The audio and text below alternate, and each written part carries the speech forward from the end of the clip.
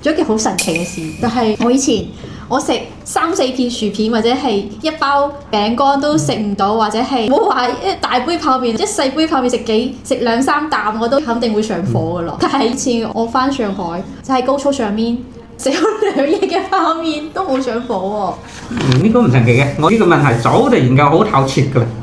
係原因係咩？係因為我濕氣排除咗之後就係啦，冇錯啦。所以我哋平時講嘅上火咧係乜回事呢？按照我哋依家嘅理論嚟解釋呢，就係咁樣。而家個喉嚨包括口腔附近啲濕氣多，寒嘅人咧，寒咧同個濕就因為唔係完全同嘅，但係有好關聯。啲寒咧濕其實有帶寒嘅特性，但係如果局部嘅寒嘅嚴重咧，固體嘅佢就係好似啲尿酸嘅形成尿酸結晶咪固體咯，即係溶喺啲血液溶咗喺入邊咪溶體咯，溶液體咯。即係佢有唔同嘅形態。係佢有唔同嘅形態嘅。咁個喉嚨對鼻嗰啲地方咧，佢有一部分呢啲物質沉積喺度，即係沉積得比正常多咗。咁咧，當你一食熱氣嘢，熱氣嘅食物嘅佢嘅生物學效應係點樣咧？就係促進你新陳代謝。如果用翻我哋嘅理論嚟講咧，就係嗰個面流嘅增加。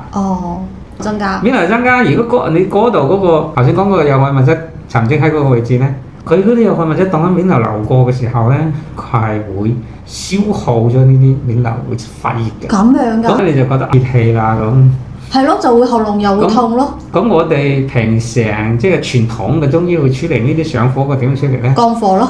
佢其實質就講下降火啦嚇，但係我哋講翻佢嘅藥理特點，即係我哋嘅理論去理解佢嘅藥理係點樣揾佢其實就係降大咗個面流嘅流量。其實係咪我個理解係咪就係等於我哋平時中意飲涼茶，其實就係降大面流。雖然飲咗涼茶嘅人係冇咁夠精神，本來好生猛，飲得多都變得唔生猛啦個人。係飲完之後可能好翻啲，但係過咗一段時間又食翻個位，跟住又會喉嚨痛又。講嘅問題咧就係咁，冇解決到本質。你降大面流量，但係你冇辦法做到24小時365日都降大啦。譬如你出外好食，咁你要食啲熱氣嘢，咁佢升咗；或者你工作忙，或者你遇到好開心嘅時候興奮，佢呢個流量都會上升㗎。即係佢不斷咁變化㗎。咁佢即係佢有意識控制咧，只不過減少咗佢流量上升呢個機會，即係會平時都 keep 得好嘅，到某一日又升咗啦，或者感冒咁佢又升咗啦。因為感冒嘅人佢都會嘅新陳代謝會提升啊嘛，佢就會多咗，或者考試緊張咁佢有啦，或者加班咁佢又多咗啦。即係講咧，個人咧係冇辦法做到完全唔俾佢多嘅。即係我哋人體係冇辦法自己去調節到。你冇辦法，唔係完全冇呢個佢嘅身體嘅特點係咁樣。身體特點係咁。佢係會。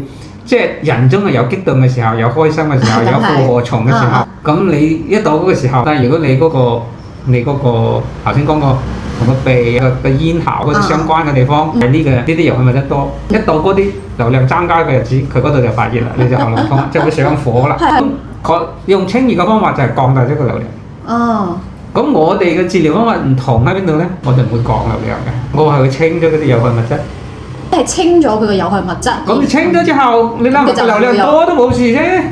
就好似一個電線咧，如果佢正常生出嚟嘅電線，佢發熱好少嘅。但係如果佢生鏽咗咧，就容易發熱啦。咁咧傳統嘅做法就控制呢條電線過流有限㗎，你冇俾佢咁多電流，控制住佢，咁冇事啦。就某一個細路仔唔到時攞個電熱杯翻嚟一插落佢就會燒咗電線。絕對燒咗啦，係啦。就係咁嘅大流量佢就燒咗啦，發熱多咗。咁我哋嘅做法咧就係唔係控制佢嗰個流量，我就話個電線生鏽，我覺得除細路仔除咗佢先。完全理解咗啦。